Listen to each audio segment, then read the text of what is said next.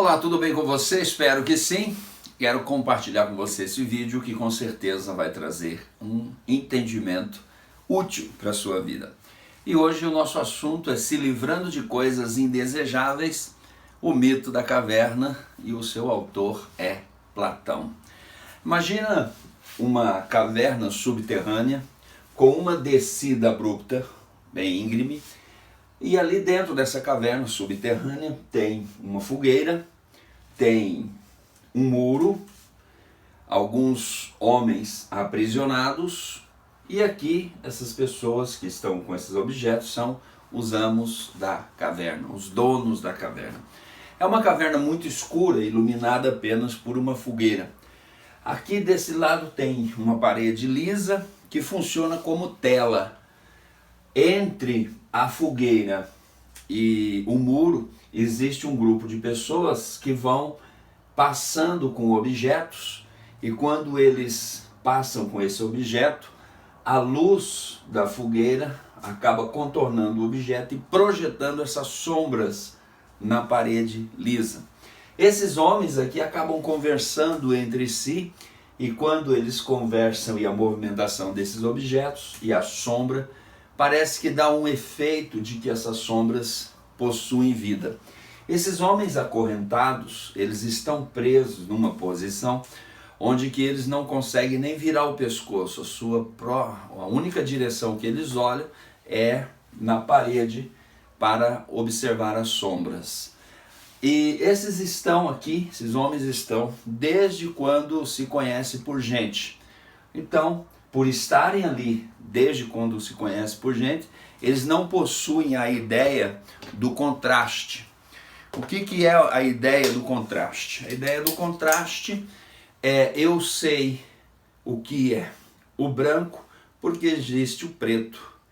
Eu sei que onde começa o objeto branco e onde ele termina por causa do contraste do preto.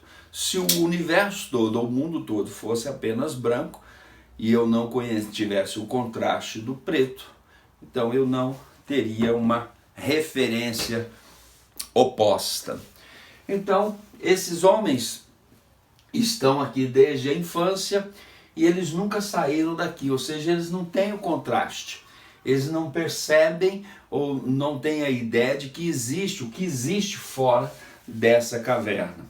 Olham para a parede, né, e acham que essas sombras são reais, porque afinal de contas elas se movimentam e elas possuem uma voz, imaginam eles. Interessante que existe uma hierarquia entre os homens prisioneiros aqui. O mais hábil entre eles, que sabe identificar e falar sobre as características das sombras, né, ou seja, o que melhor entende de sombras, é o líder. O líder é aquele que sabe reconhecer as sombras muito bem. Em contrapartida, aqui estão os amos da caverna. O que eles fazem? Eles montaram um esquema. Teve alguém que montou esse esquema para aprisionar esses homens. E esses homens que montaram o esquema acabam acreditando que existem ou obtêm uma certa vantagem sobre os prisioneiros. Os amos da caverna, eles fazem tudo para que os prisioneiros não se libertem. E, além disso, fazem de tudo para que os prisioneiros se sintam pessoas livres, pessoas que têm uma certa liberdade. Então, eles acabam estimulando eles a expressarem entre si, expressar suas ideias e se acharem livres. E, inclusive, eles até votam. Eles até elegem um líder, eles até elegem aquele que vai representá-los em um determinado momento de uma conversa com os amos da caverna.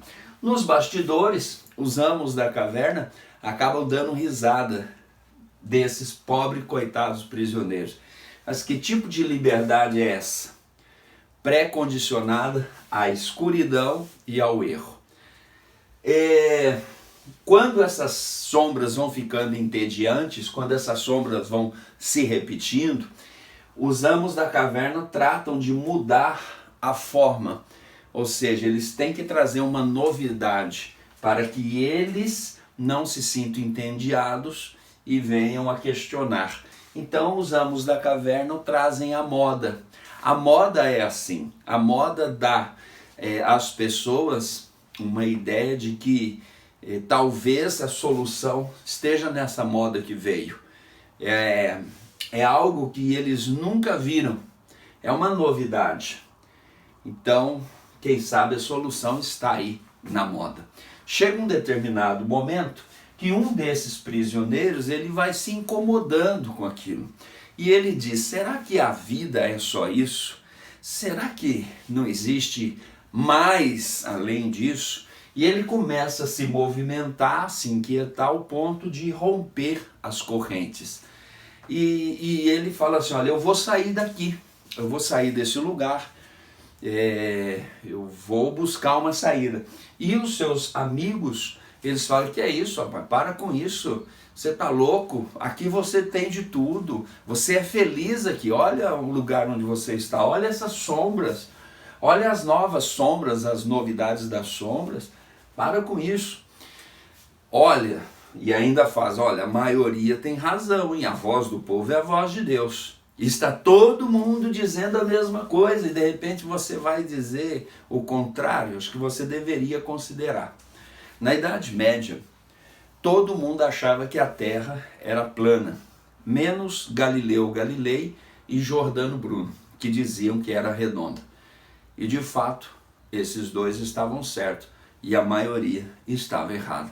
Lembre-se de que nunca a maioria fez história, apenas aquele que resolveu mudar a situação.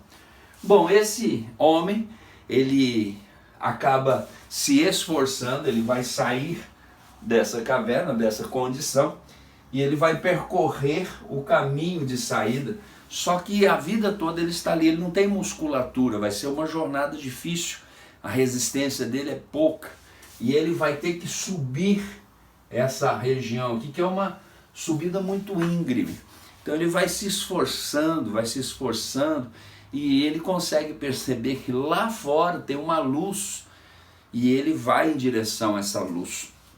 E ele consegue sair, aqui está ele fora, ele consegue sair, e por azar, o sol é o sol do meio-dia.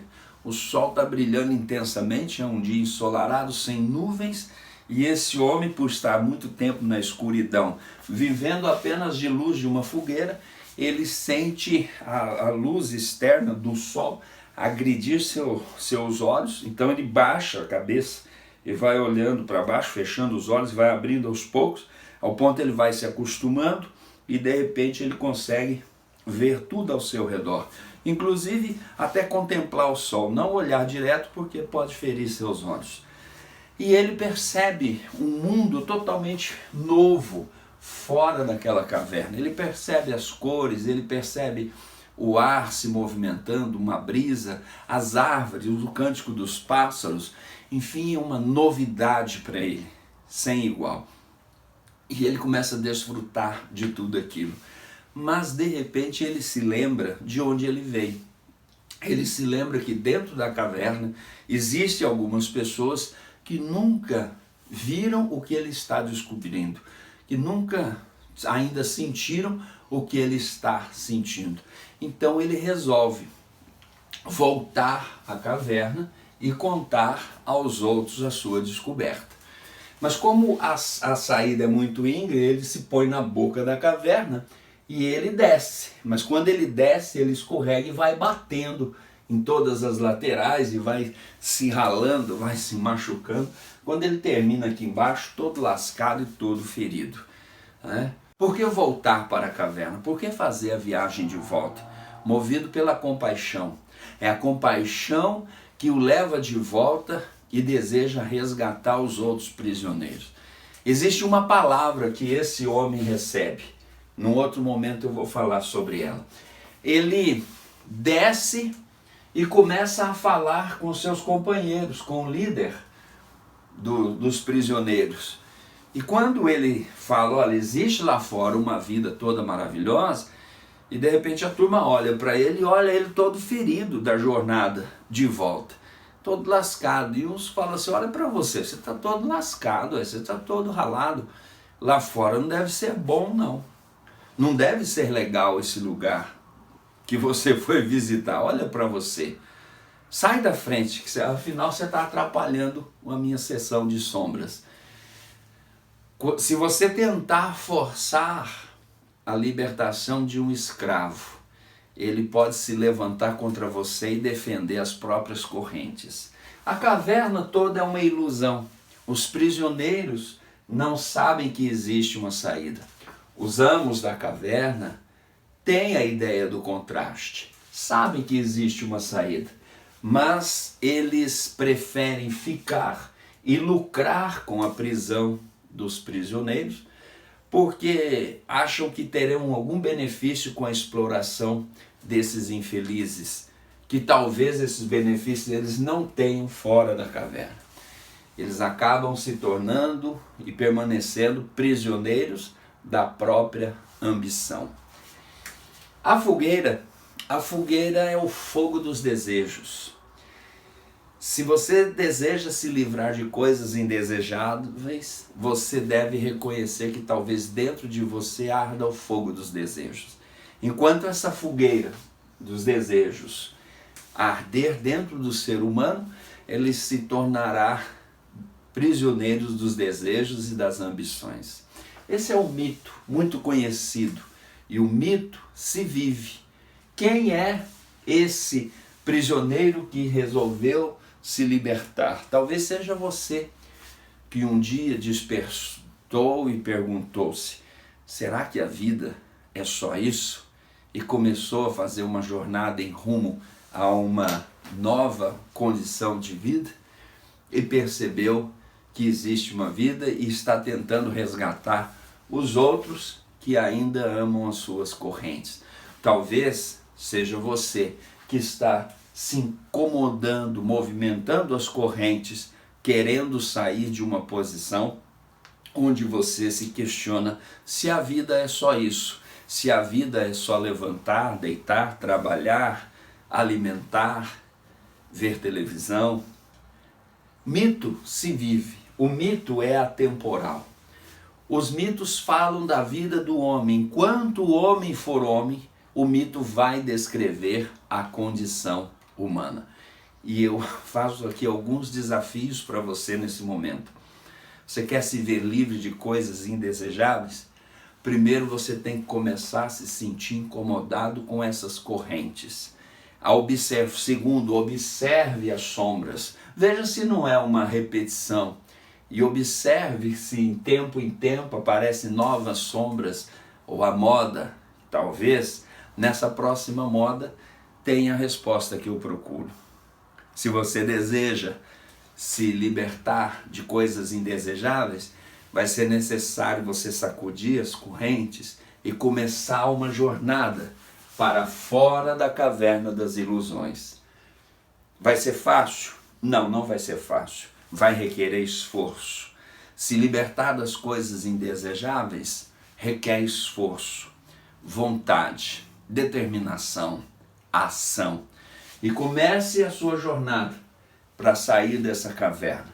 Quando você estiver fora, contemplar a luz do sol, uma nova condição e observar coisas novas que você não observava quando estava preso às correntes, é bem provável que você desejará resgatar os outros que não experimentam ou estão experimentando aquilo que você experimenta.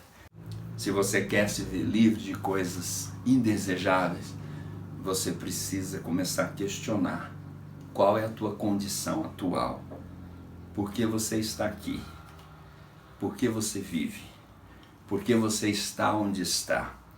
Será que não existe uma condição, situação, uma vida mais brilhante, diferente, cheia de vigor?